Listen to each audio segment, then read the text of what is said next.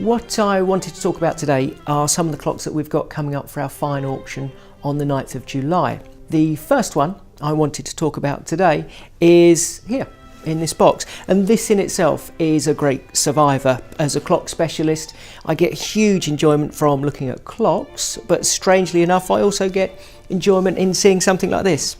This is a solid mahogany case of the 1840s. It retains the original leather strap handle, perfectly practical, nothing fancy about it, there to do a job, and it's done it very well for 170 years. It's felt bottomed to stop scratching any tables, and again that's a useful feature even today. When we open the door we can see the treasure that's inside. The case is padded, it's padded with the original horsehair, it's felt lined, and you've got some brocaded trim around the edge here, fully padded to protect the clock inside.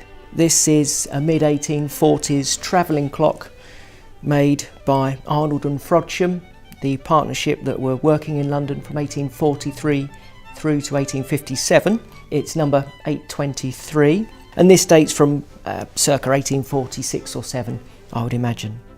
The first thing to notice about the clock is its size. It's a tiny little thing made specifically for travelling.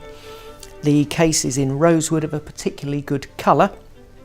It sits on adjustable brass feet and has 5 glazed panels to allow viewing of the movement. The dial itself bears the signature Arnold and Charles Frodsham of 84 Strand and the number 823. That engraved inscription is set over the Roman enamel chapter ring. The chapter ring itself encloses the centre, and the centre is quartered. So it's divided into 4 sections, and here the engraver has really given free rein to his skill, to be honest with you. He's engraved each of the 4 quarters in a different engine turning. So it's just this type of attention to detail where you really see the man's skill in play coming into the fore. It's very, very strong.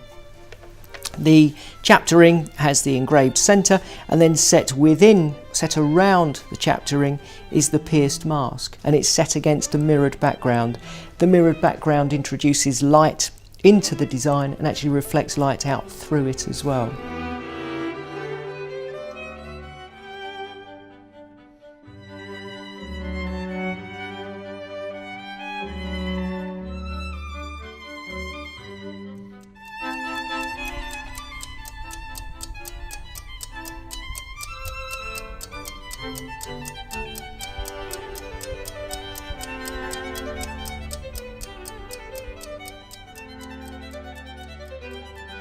The movement is of 8-day duration.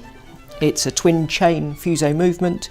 There's maintaining power to the going train, so it carries on ticking as you're winding, and it strikes the full hour on the hour on a large coiled steel gong. The movement is fully signed and numbered.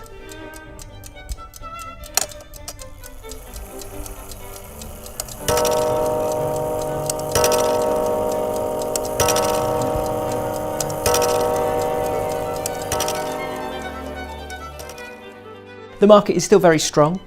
There is a polarisation happening really in the marketplace at the moment, in that more and more people are becoming more and more concerned with originality, condition, quality and rarity over age, actually.